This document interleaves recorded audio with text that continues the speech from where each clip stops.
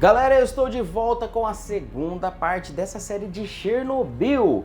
Vamos aprofundar um pouco mais na história e saber o que aconteceu depois do desastre lá de Chernobyl com um teste mal feito que resultou numa das maiores tragédias nucleares do planeta.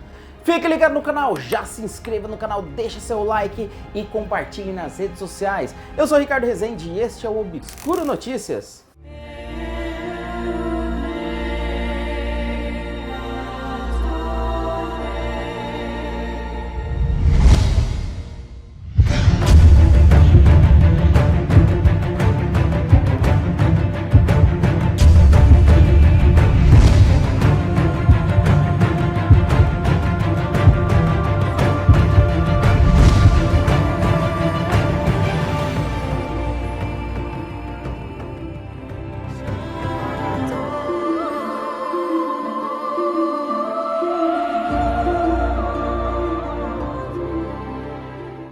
E você perdeu a primeira parte? Aqui embaixo na descrição tem o link para você assistir a parte 1.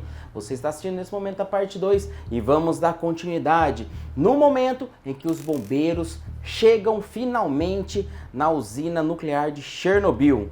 Muitos sabem que logo que os bombeiros chegam em um incêndio, eles rapidamente procuram apagar esse incêndio. Mas o problema é que os bombeiros lá de Chernobyl não estavam preparados para aquele desastre.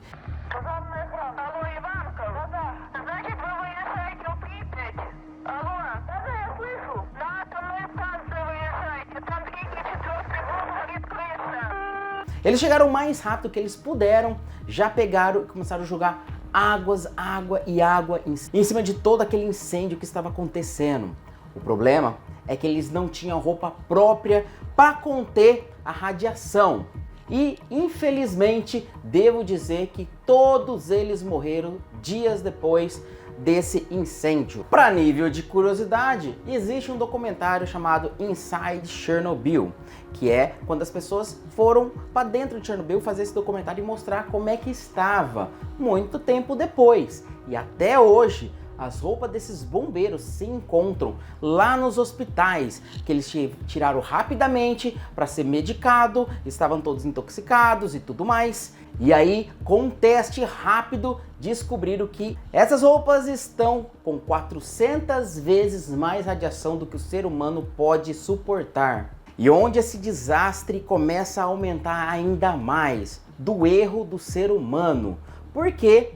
Quando foram falar com o presidente Gorbachev sobre o incidente lá em Chernobyl, eles não falaram o que realmente estava acontecendo, a magnitude desse acidente. E eles simplesmente comentaram que teve uma explosão lá em Chernobyl, mas que estava tudo bem, que estava tudo sob controle.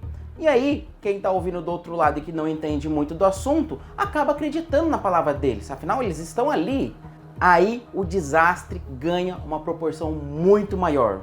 Então, meus amigos, foi quando um piloto chegou até a comentar com o cinegrafista que havia acontecido uma explosão lá em Chernobyl. Os dois rapidamente, quando amanheceu, pegaram esse helicóptero e foram até lá o desastre. E foi quando teve a primeira filmagem do desastre de Chernobyl em tempo real, porque tinha acontecido na madrugada e logo de manhã já estavam filmando. A imagem você já está vendo aí na tela. E aí mostra como foi devastador a explosão aí de Chernobyl, uma tampa de 1.200 toneladas voando no ar como simplesmente parecesse um papel, simplesmente assim.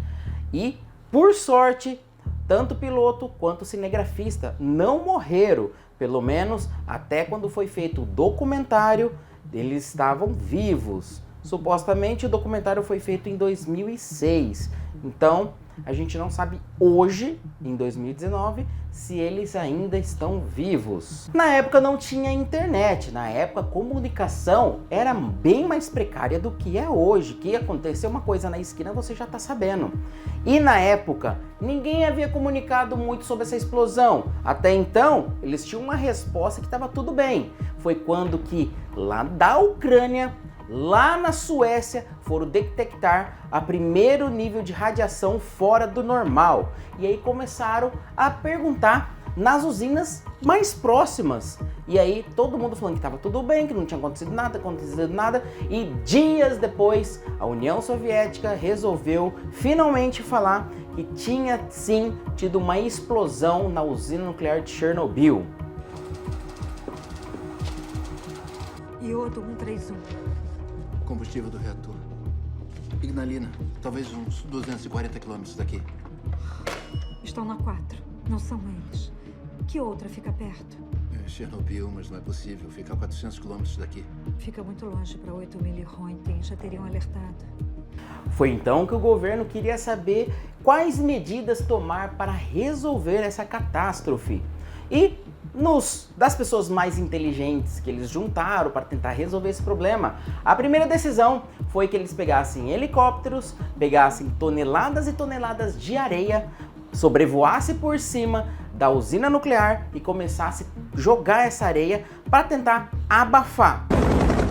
Manhã de 27 de abril, 30 horas após a explosão.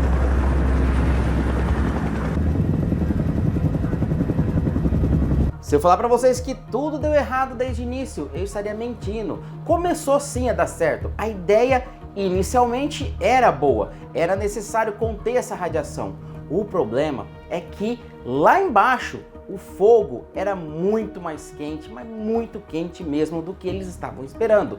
O calor que se fez, junto com essa areia que abafou tudo, criou-se teoricamente como uma panela de pressão.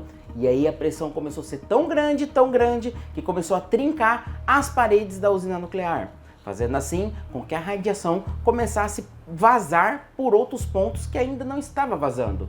Eles perceberam isso, e aí veio um outro problema. A pressão ficou muito forte, mas muito forte mesmo. E começou assim um novo risco de uma nova explosão acontecer no local. Segundo os cálculos do cientista, uma nova explosão era prevista e a explosão seria 10 vezes maior do que a primeira explosão. E se isso viesse a acontecer, a Europa inteira estaria devastada. Pripyat, que era a cidade vizinha e que hoje é considerada uma cidade fantasma, porque a radiação chegou lá e a cidade teve que ser evacuada, a Europa inteira teria que acontecer a mesma coisa. Então, eles tinham que resolver um segundo problema causado por eles mesmos. Então, a primeira medida a ser tomada pelo governo da Rússia era fazer com que os bombeiros retirassem a água que ficou por baixo da radiação que estava pegando fogo ali e uma temperatura altíssima. Um pouquinho sequer que excedesse o solo e tivesse um contato com a água, aí sim, com a reação em cadeia, a explosão estava certa. Então os bombeiros foram acionados para ir drenar a água. Se esse movimento foi um sucesso? Em termos sim, porque a maioria morreu com a radiação.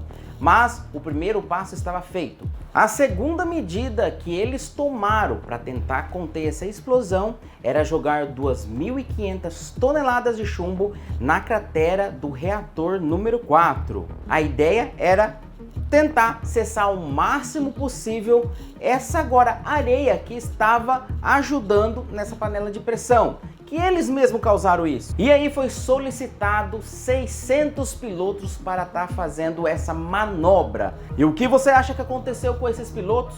Todos morreram, nenhum sobreviveu.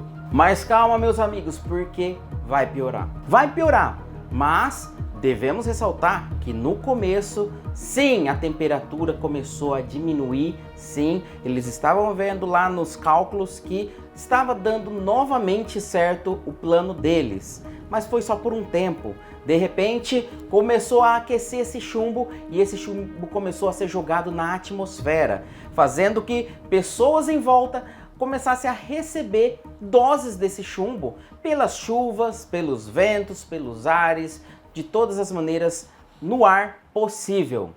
Ainda assim, a União Soviética se defendeu, falando que era necessário ser feita essa medida.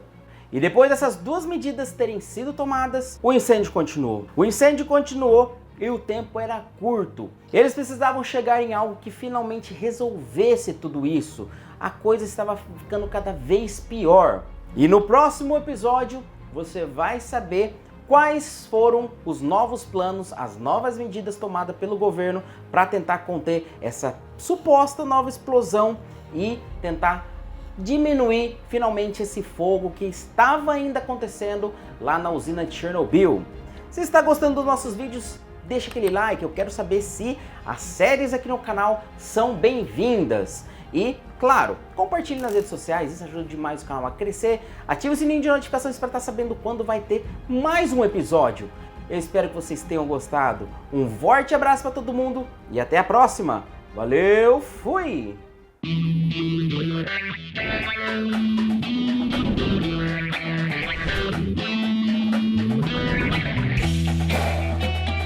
Bet certo.net. Aqui, seu palpite vale ouro.